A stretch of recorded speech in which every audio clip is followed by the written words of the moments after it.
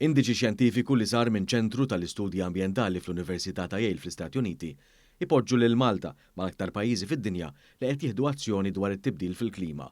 Fl-istess waqt jippremja lil pajjiżna għall-akbar avvanzi relatati li twettqu fl-aħħar 10 snin fost 180 pajjiż.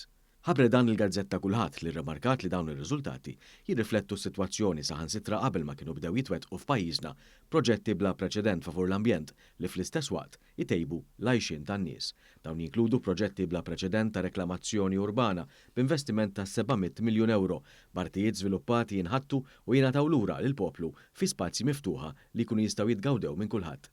Il-Gazzetta tosserva li l-politika nazzjonali tal-Gvern Malti għal din il-leġislatura hija affukata primarjament fuq dan, bl-aħħar manifest elettorali laburista jagħti l-akbar priorità lill-ambjent. Dan l-aħħar ċertifikat internazzjonali għal pajjiżna mill-Yale Center for Environment Law and Policy jirrikonoxxi fost l-aħjar riżultati għal Malta f'diversi oqsma speċifiċi relatati mal-ambjent bejn l-2012 u s-sena l-oħra.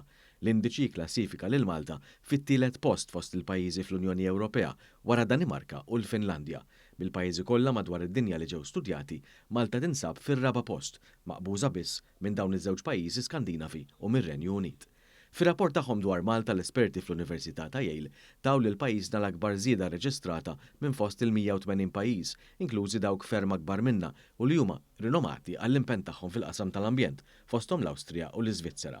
Dawn spiċċaw fit-8 u 9 post rispettivament fil-klassifika globali. Għalkemm l-indiċi huwa konċentrat fuq l-ambjent, l-istudju tal-Yale Center for Environment Law and Policy jidħol ukoll f'setturi relatati mal-amministrazzjoni pubblika fil-pajjiżi. F'dan ir-rigward, Malta wkoll irreġistrat titjib sostanzjali. Fil-fatt, ir-rapport ipoġġi lil pajjiżna fl-ewwel post fejn jidħol it-titjib fl-effettività tal-gvern, fis-saltna ta' dritt, fil-kontroll tal-korruzzjoni u fil-kwalità regolatorja. Fil-kategorija ta' stabbiltà politika u nuqqas ta' vjolenza fil-pajjiż ġejna klassifikati fit-tielet post mill-ġdid wara d-Danimarka u l-Finlandja. Dawn ir-riżultati huma wkoll mera tal-ħidma li twettqet u li għadha qed titwetta f'dawn l-oqsma mill-Gvern Laburista. Din il-ħidma semmit riċentament waqt laqgħa li l-Prim Ministru Robert Abela kellu fil-Berġa ta' Kastilja mal-Kummissarju Ewropew għall-Ġustizzja Didier Reynders.